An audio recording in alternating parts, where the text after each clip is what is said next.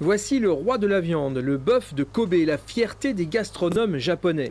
Mais nous sommes en Ille-et-Vilaine et ce bœuf-là, baptisé Wagyu, s'il ne bénéficie pas encore de l'appellation, est bien issu de la prestigieuse race. C'est un agriculteur baroudeur qui a eu l'idée de l'importer. Après avoir sillonné la Nouvelle-Zélande, l'Australie et l'Asie, Sébastien a ramené une épouse japonaise, 3 enfants et des perspectives professionnelles.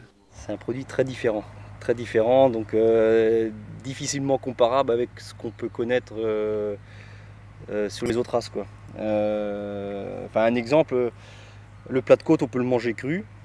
Les pot-au-feu, il y a 20 minutes de cuisson et non 3 heures, du bourguignon, quoi. Donc, Récemment récompensé en Mayenne, au Festival de la viande d'Évron, ce jeune entrepreneur, à la tête d'un cheptel de 45 bêtes, livre sa production pour le moment en Bretagne et Pays de la Loire.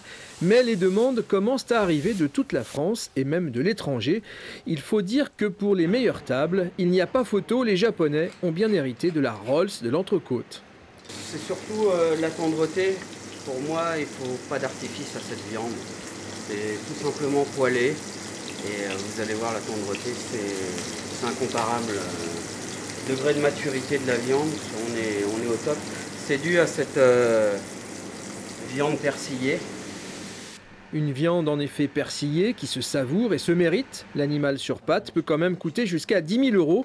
De quoi se retrouver dans l'assiette dans un menu dégustation aux alentours de 80 €. Mais quand on aime, on ne compte pas. Une viande exceptionnelle, un fondant en bouche. Des arômes qu'on retrouve rarement dans une viande de bœuf d'une telle qualité. Vraiment, ce qu'on retient, c'est ce fondant.